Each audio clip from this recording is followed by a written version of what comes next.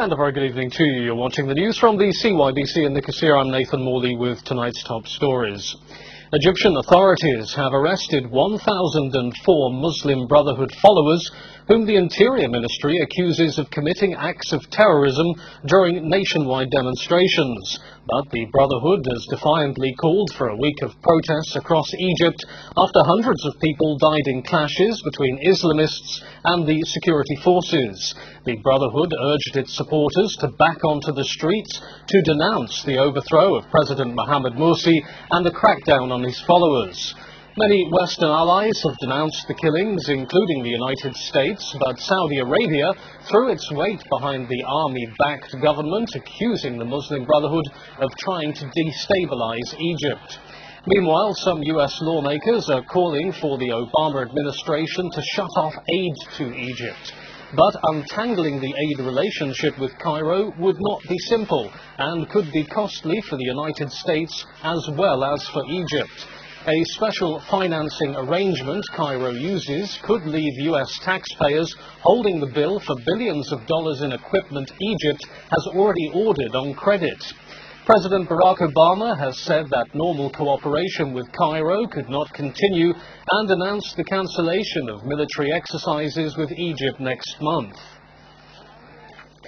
Latest reports from Cairo said supporters of the deposed Egyptian president have exchanged gunfire with security forces inside a mosque in the capital. Witnesses also said that the gunman opened fire on security forces from a second-floor window in the Fath Mosque, where hundreds of Morsi supporters, including women and children, have been taking refuge since last night.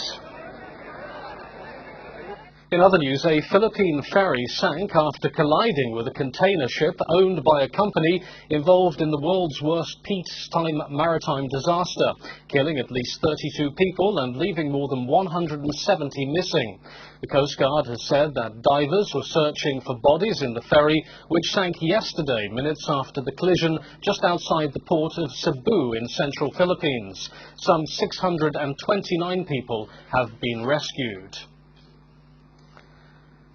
In Cyprus, fires broke out in both Limassol and Paphos district areas, in particular at Ayafila, Anoyira and Holi. A fire brigade spokeswoman has said that motorists on the Nicosia-Limassol and Limassol-Paphos highway should be extremely careful because thick smoke has led to low visibility. They are also advised to have on their fog lights.